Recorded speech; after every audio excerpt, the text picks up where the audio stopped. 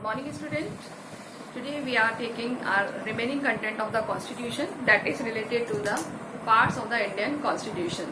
In this segment, we will see about how 395 articles were set in the different part of the Constitution. As per our previous video, that I have tell you, that is how many parts of the Constitution, how many schedules of the Constitution, and how many articles of the Constitution. So let us brief once again. That is the articles 395. Okay, so how many articles are there in our Constitution? That is the 395. And parts 22 parts. So all these articles have mentioned in these parts. And schedules, that is 12.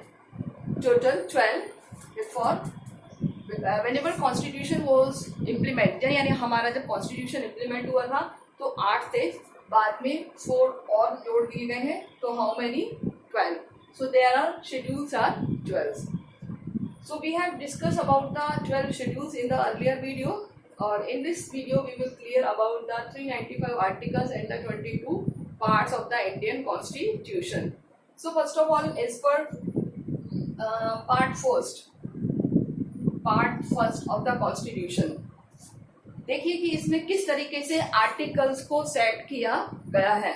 Article 1 से लेके 4 तक, 1, 2, 4, 1 से लेके 4 तक जो भी provisions किए गए कॉन्स्टिट्यूशन में, वो पार्ट फर्स्ट में, यानी जैसे हम कह सकते हैं कि किसी बुक का चैप्टर नंबर फर्स्ट, किसी बुक का part number first is mentioned in from Constitution, that is the article number 1 to 4, 1 से 4, जो हमारा बताता है India and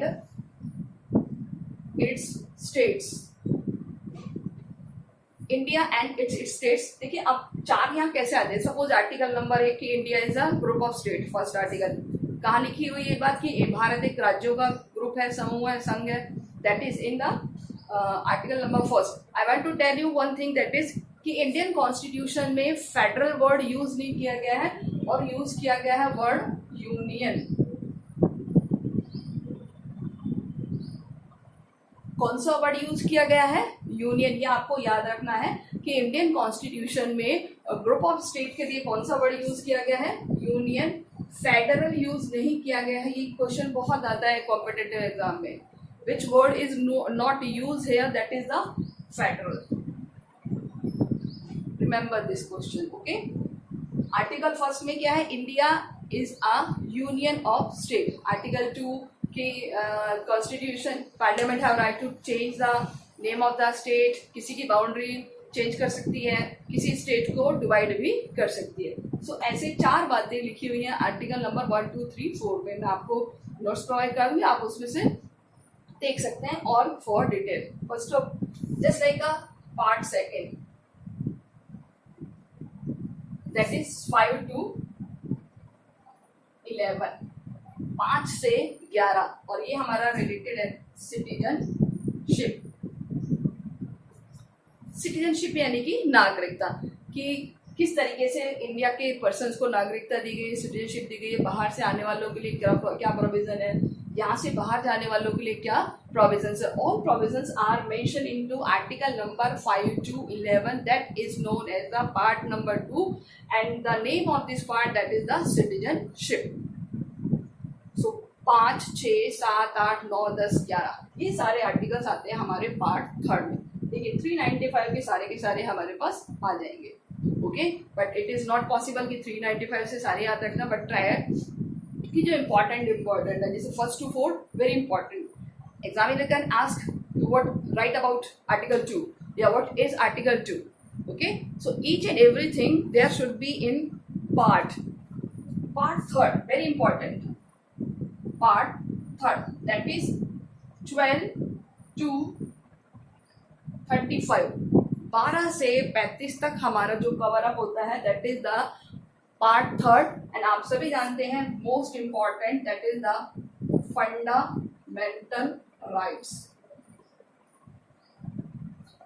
fundamental rights. So remember this is the part number 3rd.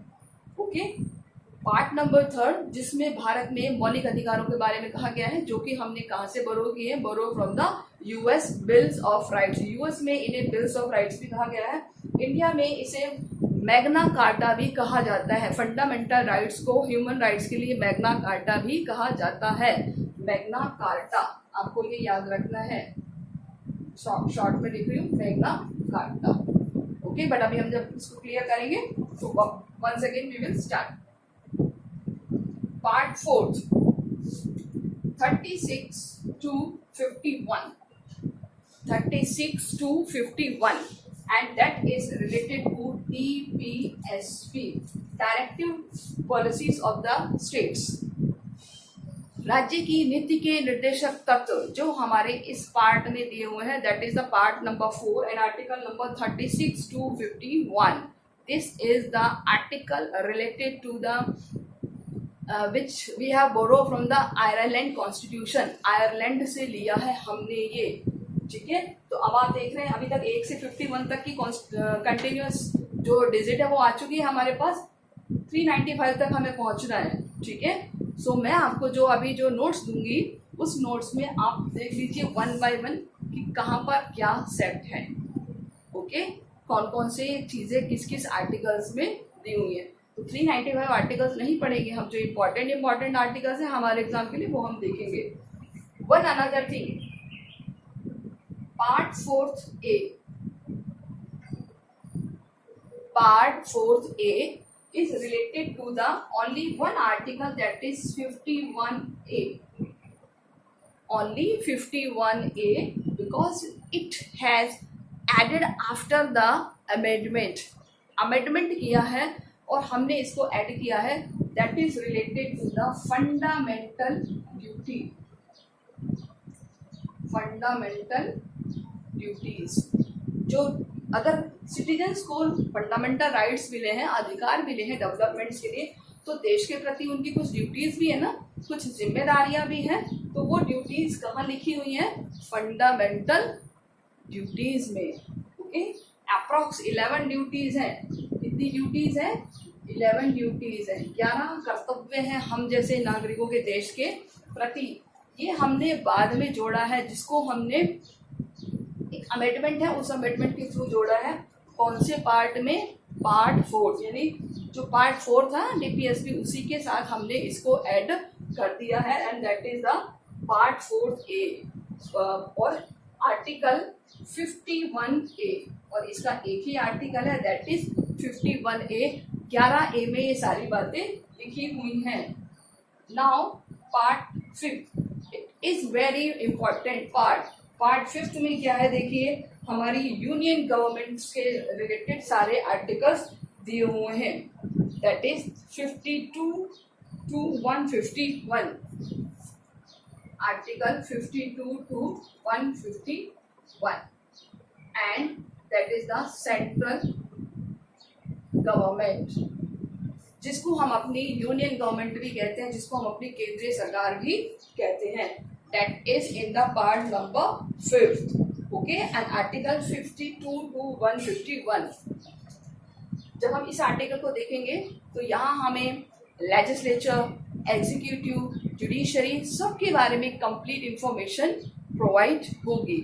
What about the president? What about the prime minister? Lok Sabha, Rajya Sabha, Supreme Court, all information, all articles which will form in this segment, that is the article 52 to 151, 52 से 151 तक. और ये हमारे किसके बारे में है? ये हमारा सेंट्रल गवर्नमेंट, जिसको हम यूनियन गवर्नमेंट भी कहते हैं.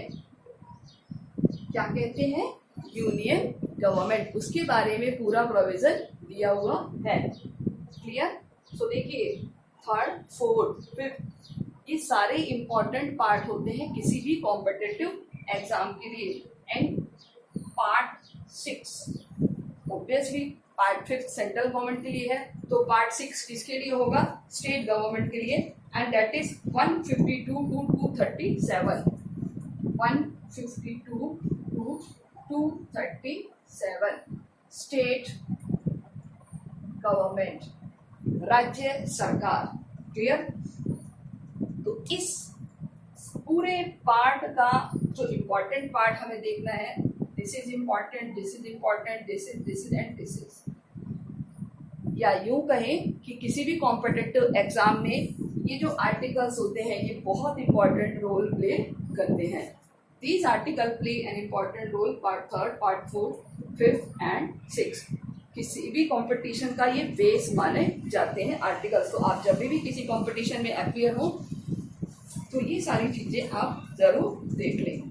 ओके स्टूडेंट, सो सारे के सारे हम इसको भी लेके नहीं चलेंगे, मैं आपको इसके बारे में कुछ इन्फॉर्मेशन प्रोवाइड करा दूंगी। वो आप बेसिकली 22 पार्ट्स में हमने इसको डिवाइड किया है, तो 22 पार्ट्स हम देख लेंगे। लेकिन मैं आपको केवल इम्पॉर्टेंट पार्ट बता रही हूँ। जैसे 6 तक हमने कर लिया है, अब हम देखते हैं पार्ट 9, पार्ट लो, जो कि हमारे एग्जाम के लिए बहुत इंपॉर्टेंट है। ठीक है, जो कि रिलेटेड है हमारा लोकल गवर्नमेंट से। किससे रिलेटेड है? लोकल गवर्नमेंट से। हमें याद रखना है पंचायती राज, क्योंकि हमारे कंसेप्ट का एक हिस्सा है, हमारे इसका एक पार्ट है। दैट इज द क्या? Article number 243। यहाँ पर एक ही आर्टिकल आता है, that is 243, but it article has divided into सब many parts. That is article 243A to 243A to 243ZG। देखिए इतने सारे सब आर्टिकल्स इसमें दिए हुए हैं। Part number 9, okay, part number 9 that is related to the local government, that is local government. And in this segment that is related to the one article, that is article number 243, and it has divided into many articles, 243A to 243ZG. Remember this, okay? One thing, that is the part 9A. Part 9A. I have write here 2, 9 and 9A. What is the difference between? 9 is related to the panchayat.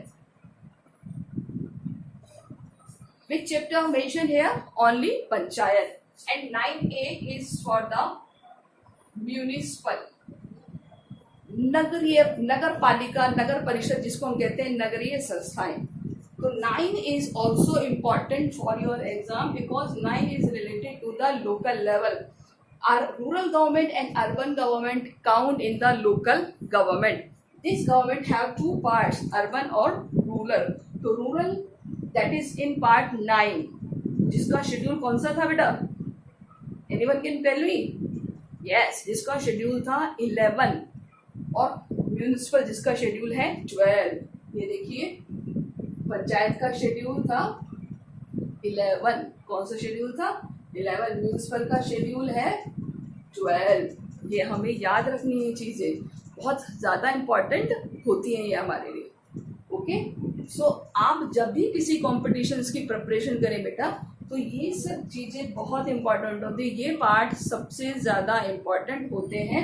In parts को किसी भी competition का base कहा जाता है, तो इसीलिए इस कंपटीशन के बेसिस पर हमें ये प्रिपरेशन करनी है। Clear? After that we will see about the one more thing that is known as the part 3। Let me start, let me explain one by one, कि हम सारे पार्ट्स को 22 के 22 को एक्सप्लेन नहीं करेंगे। आप इसको पढ़ लीजिए, मैं आपको नोट्स प्रोवाइड करूंगी, उसमें सारे 22 पार्ट्स की लिस्ट दी हुई है कि किसमें क्या दिया हुआ है। मैं टिक कर दूंगी कौन कौन से इंपॉर्टेंट है आपको। Okay, so first of all we will see about part number 3 that is related to the fundamental right and it is the base of our competitive exam. Okay बेटा, so look at where carefully, that is the fundamental rights. Yes,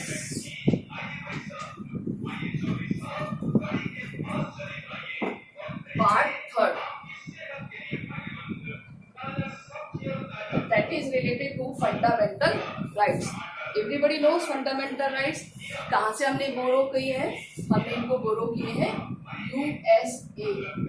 वहाँ इनको क्या कहा जाता है? The bills of rights. क्या कहा जाता है इन्हें? The bills of right. So in this part we will see about the fundamental rights, जो कि हमारे कॉन्स्टिट्यूशन में आर्टिकल नंबर 12 to 35 मेंशन है. Okay, article 12 to 35. Okay, so one by one we will clear about the articles. So here there are a lot of questions. Which part? Third, which is fundamental rights. कहाँ से borrow किए? USA. USA में इनको किस नाम से जाना जाता है? The Bills of Rights, and that is known as the So these are count in the article number 12 to 35. Okay. So how many fundamental rights in our constitution? There are at present 6 fundamental rights. How many? 6. But before कितने थे? पहले कितने थे? 7. कितने थे? 7. तो वो 7 कौन से थे? राइट टू प्रॉपर्टी आप सभी जानते हो, उसको रिमूव कर दिया गया है फ्रॉम द अमेंडमेंट नंबर 44 1978. ठीक है, तो अभी हम इसके बारे में बात करेंगे. First of all, right to equality 14 to 18, 14 से 18, right to equality. Second thing that is the right to freedom 19 to 22, 19 से 22 तक. Third, right against exploitation 23 and 24. 23 and 24. There are 2 articles, that is the right against exploitation. शोषण के विरुद्ध अधिकार में केवल 2 articles आते हैं. राइट टू रिलीजन, धार्मिक स्वतंत्रता का अधिकार, article 25 to 28. 25, 26, 27, 28. There are 4 articles count in the article number 25 to 28. Fifth, cultural and educational right, that is 29 and 30. 29 और 30. ठीक है, so there are 2 articles count in the, that is cultural and educational right. 6, that is the constitutional remedies, article number 32. Here only 1 article, so remember that I am telling you that is one thing important. Where is the article 31? Where is article 31? कहाँ गया article 31? तो article 31 जो था, that is related to right to property. Okay, only I have right here, right to property, but it has changed. Where? That is in 300A. Where? 300A. Now right to property not fundamental rights. अब ये fundamental right नहीं है, but it is a legal rights. क्या है अब ये? legal rights. कब किया है इसका amendment? That is 44th amendment 1978. In which year? 1978. ध्यान से सुनिए बच्चा. राइट टू प्रॉपर्टी को रिमूव कर दिया है फंडामेंटल राइट से. अब ये फंडामेंटल राइट नहीं है, अब ये लीगल राइट्स है. क्या बन गया है अब ये? Legal rights. किसका? कि आप प्रॉपर्टी अर्न कर सकते हो बट एक लीगल वे में. तो इसको आर्टिकल कहाँ पर मेंशन कर दिया? आर्टिकल 300A, जो कि पार्ट 2 में 12 में आता है. ओके, किस में आता है? पार्ट 12 में आता है. So this is the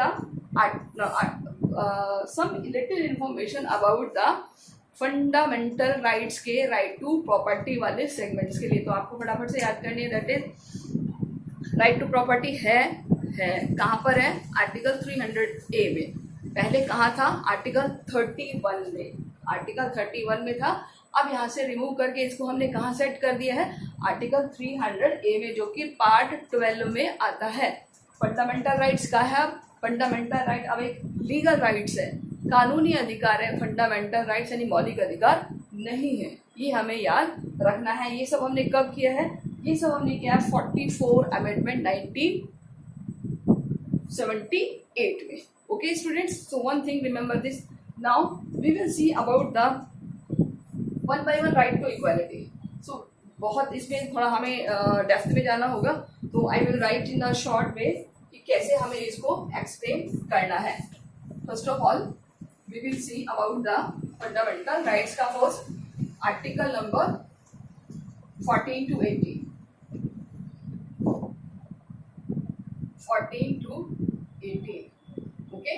14 right क्या होगा 14 to 18, दैट इज कि जो कॉन्स्टिट्यूशन में है इसमें all are equal against law, all persons are equal against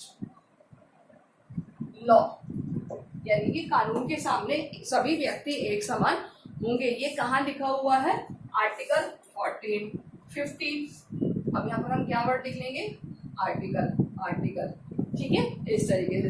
15 कि नो विल बी डिस्क्रिमिनेट, ये वो इम्पोर्टेंट आर्टिकल है, आर्टिकल 15, जिसके बारे में बहुत ज़्यादा मुद्दा उठा था कि no one will be discriminate, किस पे, discriminate on the basis of cast,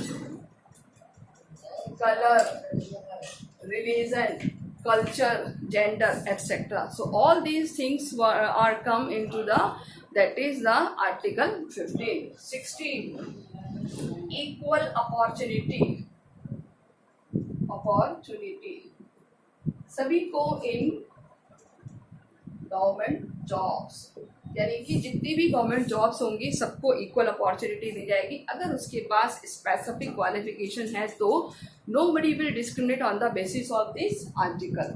Okay, so article 16 everyone have to equal opportunity, यानी कि एम्प्लॉयमेंट की इक्वल अपॉर्चुनिटी होगी। आर्टिकल 17 एंड ऑफ अनटचेबिलिटी, छुआछूत का अंत, किसी भी तरह की अस्पृश्यता जो होती है या जिसको हम कहते हैं untouchability, they have abolish from the constitution, where it is right, it is mention in the article number 17. In article and 18 end of the designations, designation in the sense उपाधियों का अंत, because Britishers at the time of Britishers there was a one thing important कि किसी को रॉय साहब, किसी को किसी न किसी उपाधि से सर वगैरह से कह करके इंडिकेट किया जाता था, but after the constitution it has remove from the constitution, यानी इसको कम्प्लीटली रिमूव कर दिया गया है। और अब इसको केवल और केवल कहाँ यूज़ किया जाता है, ओनली एजुकेशन और मिलिट्री में। कहाँ यूज़ कर सकते हैं, ओनली एजुकेशन और मिलिट्री में, आर्मी में। ओके, यहाँ पर जो डेजिग्नेशंस होती हैं जैसे सर, मैम या कर्नल, लेफ्टिनेंट, केवल ये डेजिग्नेशन चल सकती हैं और इसके अलावा किसी भी तरह की नहीं चलेगी। या फिर भारत गवर्नमेंट, इंडियन गवर्नमेंट हमें जो प्रोवाइड करे, भारत रत्न हो गए, पद्मश्री हो गए, पद्म विभूषण हो गए, just kind of designation whenever be achieve as a specific sector. So these are the right to equality. So all articles should be learned very carefully because it is very important part. So remember students, ये हमेशा काम आने वाली चीज़ है, आप इसको एक बार ध्यान से लर्न कर लीजिए. पहला, कानून के सामने हर व्यक्ति एक समान है. जाति धर्म के आधार पर छोटे बड़े मोटे पतले अमीर काले गोरे के आगे किसी से भेदभाव नहीं किया जाएगा. सभी को गवर्नमेंट अपॉर्चुनिटीज़ मिलेगी जॉब्स की.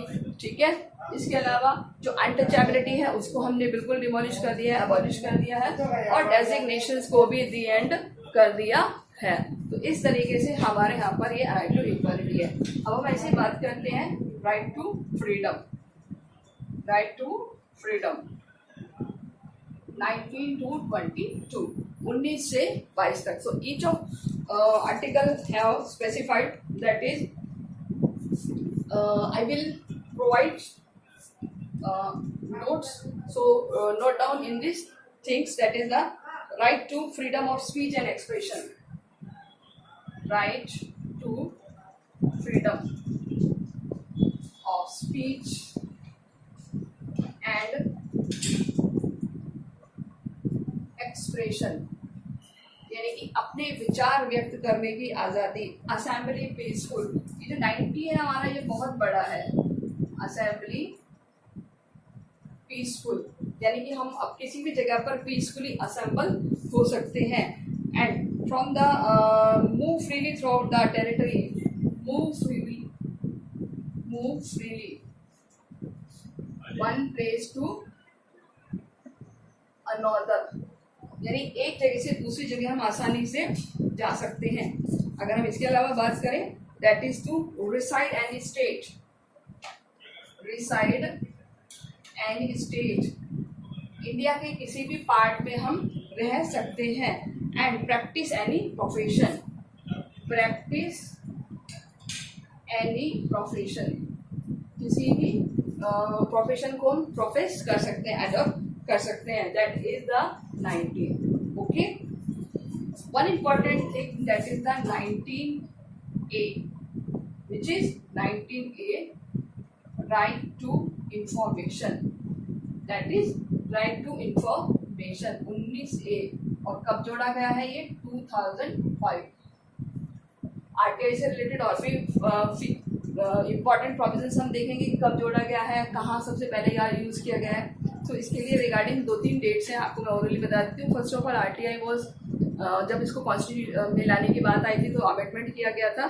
तो मई में इस प्रपोजल को रखा गया था, जून में ये इम्प्लीमेंट हुआ था, एंड अक्टूबर में ये फर्स्ट में यूज़ हुआ था. आरटीआई पहली बार अक्टूबर में इसको यूज़ किया गया है 2005 में. Okay, so 19A is related to the right to information. So what about the 20? 20 is protect to the 20 is, that is the protection respect of the conviction for the offense, protection of the respect conviction of offense. Okay, so इस तरीके से जो offence में कोई भी होता है तो उसको हम क्या बोलते हैं, अपराध में कोई भी जो होता है उसको एक बार टाइम दिया जाता है कि वो अपने आप को प्रूव करे. इसके अलावा आर्टिकल 21, आर्टिकल 21 ये इंपॉर्टेंट है हमारे पास. That is the right to life, जीवन जीने का अधिकार. ये एक ऐसा राइट है जिसको कभी भी कैंसिल नहीं किया जा सकता, जिसको कभी भी विड्रॉ नहीं किया जा सकता. सारे आर्टिकल्स को विड्रॉ किया जा सकता है इमरजेंसी में. Which article is not withdraw by the government? That is article 21. Remember this about the article 21, that is right to life. Okay, so right to life is कि इट नेवर बी विड्रॉ, कभी भी इसको withdraw नहीं किया जाएगा, चाहे देश में कितनी भी इमरजेंसी हो. एक और आपको साथ के साथ में बता देता हूँ, that is article 21A. 21A, that is the right to education. Education 6 to 14 years के जितने भी बच्चे हैं उन सबको प्राइमरी एजुकेशन प्रोवाइड करने का अधिकार है, उनको प्राइमरी एजुकेशन लेने का अधिकार है. चाहे वो किसी भी रिलीजन कास्ट से बिलोंग करते हैं, the government will provide free and elementary education according to article 21A. ये भी बाद में ऐड किया गया है. देखिए, ये हमारे पास 3 जगह आएगा, 21A, 45A और 51A. 3 जगह इसको हमने जोड़ा है. तो ये हमारा एक अमेंडमेंट था, उसके बाद हमने इसको ऐड किया है. Article 22, Article 22 is the protection against the arrest and detention. 22, arrest and detention. Okay, कि किसी कंडीशन में जब हमें अरेस्ट कर लिया गया है तो उस कंडीशन में हमें अपना मत रखने का अधिकार है या नहीं. So these are the article 22। Clear? कि किसी पर्सन को जब अगर अरेस्ट कर लिया जाता है तो उसके लिए उसको क्या उपबंध किए गए हैं, यानी कि लाइक आर्टिकल किसी पर्सन को जब अरेस्ट कर लिया गया है तो यहाँ पर कुछ ऐसे कोड्स इम्प्लीमेंट होते हैं, like code 1950, 1971 and the national security act 1980 and the professor 1974, 1985। तो इस तरीके से कुछ कोड्स भी यहाँ पर इम्प्लीमेंट होते हैं आर्टिकल 22 में। So after that we will see about the article number 23 and 24. Article 23 and 24. That is Article 23. What about the Article 23? 23 that prohibition to traffic in human beings. Human traffic यानी कि मनुष्य की जो खरीद फरोख्त है वो, और human and force labour and forced labour. मैंने यहाँ शॉर्ट में लिखा है, बट आप पूरा डिटेल में देख लीजिए, क्योंकि सारी चीजें लिख के एक्सप्लेन करना बहुत लंबा टाइम लग जाएगा, because we have short time. Human traffic यानी मनुष्य को खरीदना बेचना, इसको कहते हैं ह्यूमन ट्रैफिक, वो बंद हो गया है। और फोर्स लेबर, आप किसी से भी आप फोर्सफुली लेबर नहीं करा सकते। आर्टिकल 23। आर्टिकल 24 क्या कहता है, देखिए, prohibition of the employment of childrens on hazardous place. Childrens का एम्प्लॉयमेंट हजार्डियस प्लेस पर, कौन से प्लेस पर? Hazardous place. ऐसी जगह जो बच्चों के लिए जान जोखिम में डालने वाली हैं, जो बच्चों के लिए बहुत ज़्यादा डेंजर हो सकती है, ऐसे प्लेसेस पर जो बच्चे काम नहीं करेंगे। Where it is mention in article number 24। So this is the right to against exploitation. 25 जो हमारा शुरू हो जाता है, right to religion. Right to religion. What about the 25? 25 is saying the freedom to consciousness of free profession. Freedom to free profess any religion. किसी भी धर्म को अपनाने की आजादी, that is known as the profess to any religion. Next is 26. Manage religious affairs. Manage religious affairs. जितनी भी religious affairs, चाहे वो मेले हो, जयंती हो, भजन कीर्तन सत्संग हो, वो सब करने की आज़ादी है अकॉर्डिंग टू 27, बशर्ते किसी को कोई प्रॉब्लम नहीं होनी चाहिए।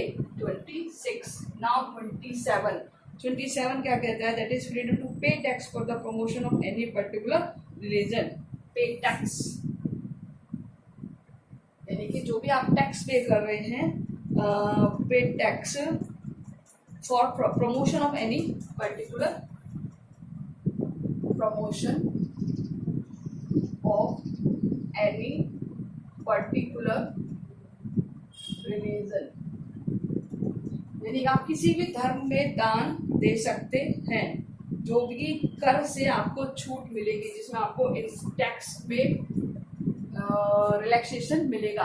एंड अबाउट द 28 क्या कहता है कि किसी भी एजुकेशन इंस्टीट्यूट में, किसी particular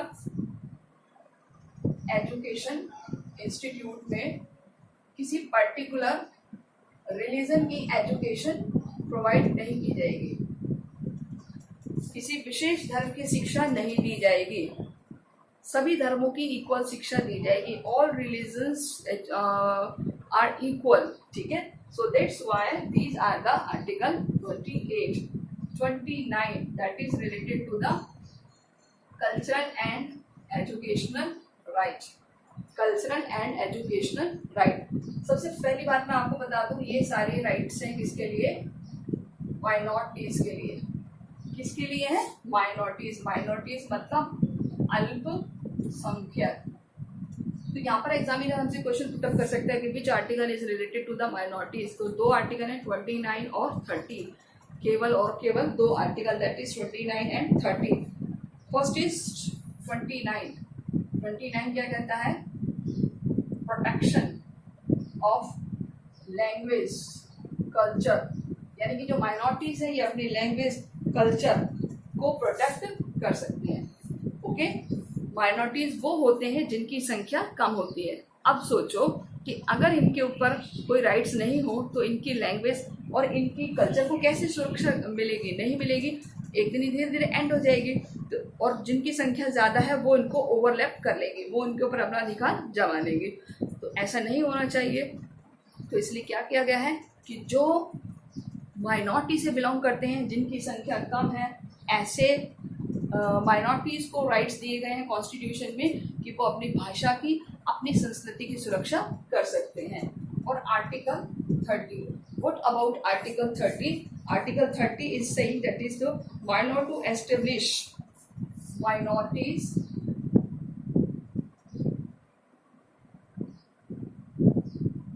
establish their education institute,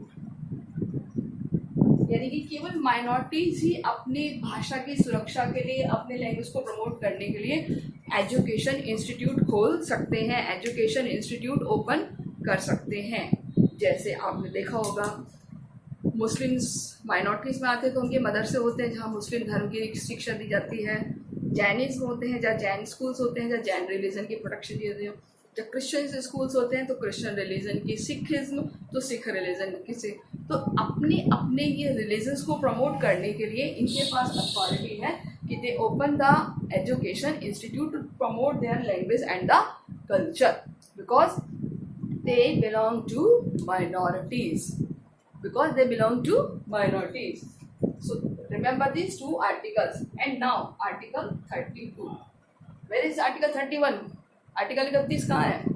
Yes, shifted into 300A. article 31 कहाँ शिफ्ट हो गया? 300A में मर्ज हो गया, शिफ्ट हो गया है। यहाँ था फंडामेंटल राइट्स में, अब ये बन गया है पार्ट 12 में as a legal right. Okay students, so now about the 32, what about the article 32? ठीक है, 32 को क्या कहा गया है? इस आर्टिकल में क्या दिया हुआ है? Constitutional remedies. क्या दिया हुआ है? Constitutional remedy. इसीलिए इसको क्या कहा गया है? Heart and soul of constitution. किसने कहा है ये? B.R. अम्बेडकर। याद रखना, which article is known as the heart and soul of the constitution? That is the article 32। Who said this? That is doctor B.R. Ambedkar. ठीक है। इन केस ऑफ एक्सप्लॉयटेशन, यानी कि अगर मौलिक अधिकारों में, फंडामेंटल राइट्स में किसी को एक्सप्लॉइट किया जाता है, so how do they protect by supreme court and high court. ठीक है, यानी कि अगर फंडामेंटल राइट्स को कोई भी प्रॉब्लम होती है तो सुप्रीम कोर्ट और हाई कोर्ट इसकी शरण प्राप्त ले सकते हैं, क्योंकि दोनों ही क्या करती है? रिट इशू करती है। क्या करती है? रिट्स इशू करती है। सो रिट्स कैसी होती है मैं आपको बता देती हूँ। रिट्स ओके, कौन इशू करता है? Issued by supreme court and high court. So first we will about the habeas corpus, which is habeas corpus. आपको ये सारे नाम याद रखने हैं। Okay students, these names are very important. That is known as the writs. Okay, बंदी प्रत्यक्षीकरण। क्या होती है ये writs? That is जो कभी हमारे उस काम आती हैं कि in case of exploitation, that is the habeas corpus. Habeas corpus, यानी कि ये उस कंडीशन में दी जाती है जब किसी भी अपराधी को किस कोर्ट के सामने प्रस्तुत किया जाता है। इसको हिंदी में कहते हैं बंदी प्रत्यक्षीकरण। याद रखना आपको, हिंदी में भी और इंग्लिश में भी दोनों, बंदी प्रत्यक्षीकरण। Second is related to the mandamus.